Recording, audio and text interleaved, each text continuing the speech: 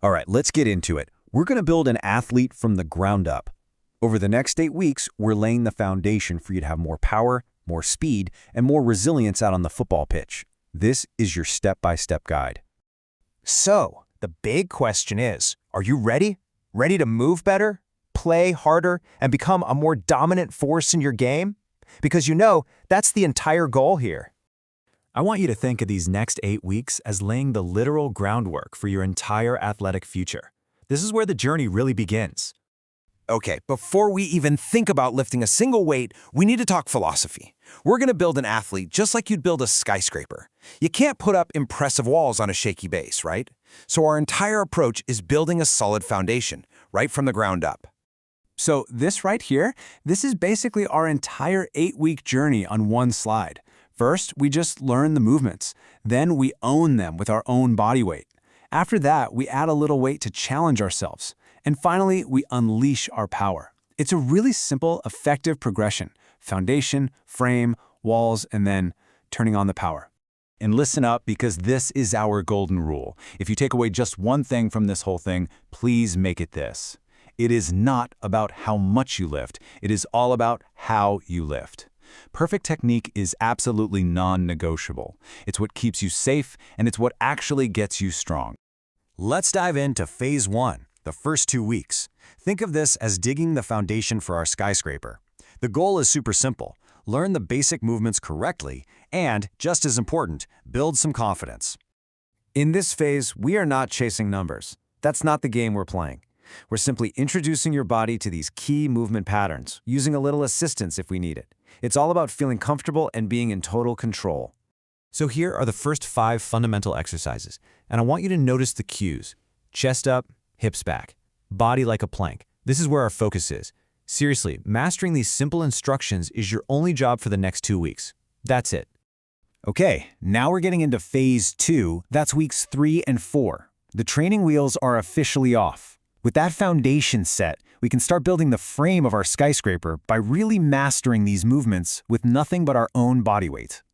Now, the goal shifts just a little bit. It's not just about learning the movement anymore, it's about owning it. We're aiming for perfect, controlled reps using only your body. This is where true strength really begins, teaching your brain and your muscles to work together perfectly. And you can probably see how the exercises are progressing now. We've moved up from an assisted push-up to a full one, and from a static lunge to walking lunges. Each one of these steps demands more stability and more control, and it builds directly on all that great work you did in Phase 1. Welcome to Phase 3, weeks 5 and 6. The frame of our skyscraper is up, and you know what that means? It's time to add the walls. We're going to safely introduce some external weight to challenge that solid structure you've built. So what do we even mean by external load? It's simple, really. A light dumbbell or a kettlebell, we're just looking for something manageable that adds a bit of resistance without, and this is key, without messing up that perfect form we've worked so hard to develop. So here you can see how we're progressing. We're back to the goblet squat, but this time we're holding a dumbbell.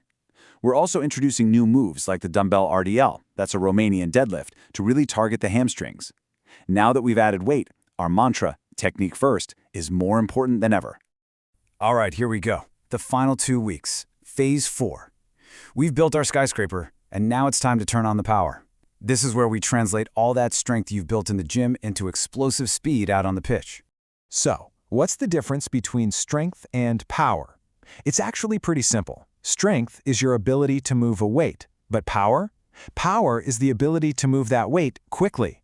Strength is our foundation, for sure, but power is what wins games.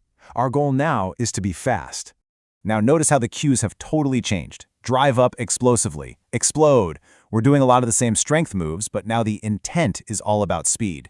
We're also adding a purely explosive movement, like a box jump, to teach the body how to generate that force as fast as possible. So we've covered the whole 8-week plan, but for it to really work, you've got to follow a few simple, non-negotiable rules. These are your keys to success. These 4 points right here are absolutely critical. First, be consistent, just like you would for football practice. Second, fuel your body so it can recover. Third, remember we're focused on movement, not just building muscle. We're creating athletes, not bodybuilders. And finally, we never ever test a 1-rep max. It's not safe, and it's just not our goal. So, how do you know if you're using the right weight? It's easy. Just ask yourself this one simple question after every set. If the answer is yes, you've found the perfect weight. This is your guide to working hard while staying safely within your limits. We're going to end the rules with the exact same message we started with: technique before weight. It's the beginning, the middle, and the end of this whole program. This is how you build a resilient, powerful athlete. And there you have it, 8 weeks of consistent, smart work. You've learned the movements, you've mastered the form, you've challenged your strength, and now you've unleashed your power. You didn't just finish a program, you built a true athletic foundation. Your skyscraper's foundation is solid. Your potential from here is limitless. So the only question left is, what are you going to build on top of it?